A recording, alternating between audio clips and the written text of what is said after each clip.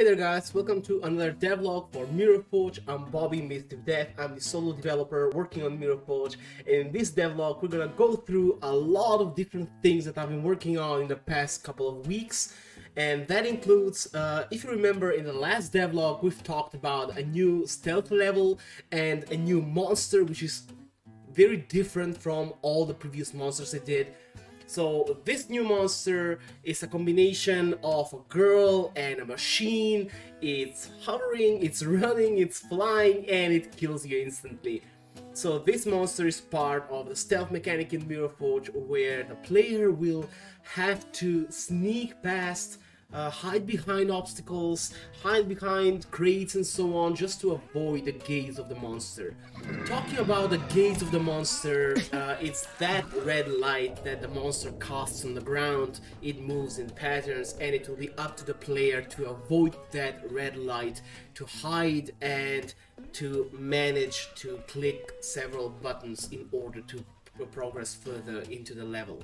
So this monster is one of the scariest and the hardest monsters in the game, and I hope the players will love this new mechanic added into the game.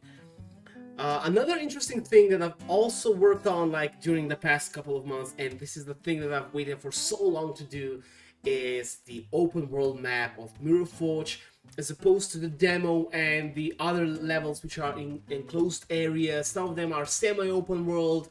This level is a 5 by 5 kilometers open world map. I know as a solo developer that's quite hard, but don't worry guys, I have a lot of coffee and a lot of time to work on the map.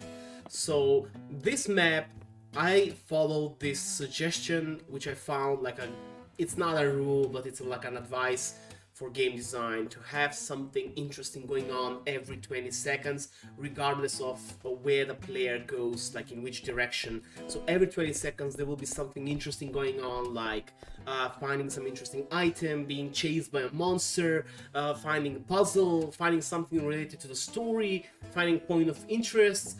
So expect to have and expect to see a lot of things in the open world environment. So all of the monsters you've met so far, including the new monsters that I've introduced on my social channels, in the open world map, all of these monsters will be found in the town of Gorbuk, in the countryside, and there are a lot of other interesting places that I also managed to add. There's a cave, there is a church. In the church I also mentioned the cultists. So these cultists are in a way people who worship some evil entity. I don't want to spoil too much and to ruin the story for you guys, but these cultists will be people who will chase you, and you're gonna have to run and hide and so on. And they are basically the second baddies in the game. The first baddies being the military, who kidnapped Jill for some reason, and these baddies, the cultists, they're fighting against the military, and they also try to kill you. The hardest part for this open world was probably doing the optimization for these monsters, and that includes a lot of features that Unreal Engine already has implemented, to not do animations if the monster is not rendered on screen, call distance volumes and tweaking. That means if you're too far away from the monster, it won't be rendered on screen, and as you approach then it will become visible. There are other options like LOD, level of detail. I have several LODs on the monsters. I also utilize the hierarchical level of detail, that's HLOD in Unreal Engine, which is quite useful. It basically merges all the materials and all the models, and it's used in a way for models who are very far away. So in my case, it was basically the town which you see in the open world environment, and in the distance there are not too many details since you cannot see very clearly. So that's why I used the HLD, just to optimize the performance. I also did some optimization on the sounds. As you know, Unreal Engine, besides using WAV file, it's also using OGG file, and OGGs are more optimized. They have less size than the WAV files, so I took my time basically just to optimize the sounds, and then I needed to do like a different approach for the artificial intelligence in the game.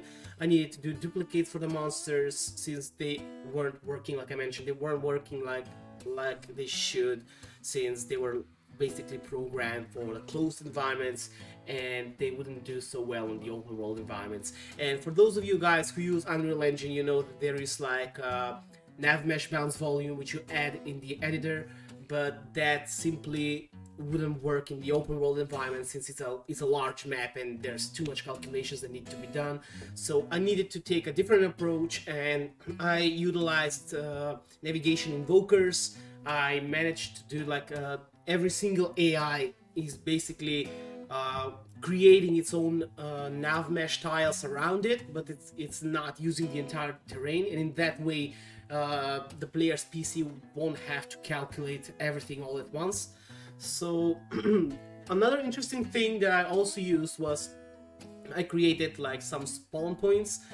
These are used in RPG games, in MMO games. So these spawn points will check if the player is nearby and they will spawn the monster and despawn it like if the player is not nearby. In a way, not despawn it, but I might say like deactivate it so it doesn't calculate all the time if you can't see the monster. I mean, it doesn't have to affect performance. So the open world environment was the thing that I wanted to do the most. I was so excited to start, and now that we're finally here, I think it will be an amazing map and an amazing addition to Mirrorforge. So I hope all of you guys will like it. If you don't follow me on social media, make sure to follow me on Facebook, Twitter, Instagram, TikTok. I share daily content about Mirrorforge, about game development, digital marketing, and also make sure to follow the publisher of Mirrorforge, DreadXP, on their socials, and stay tuned with new content for Mirrorforge.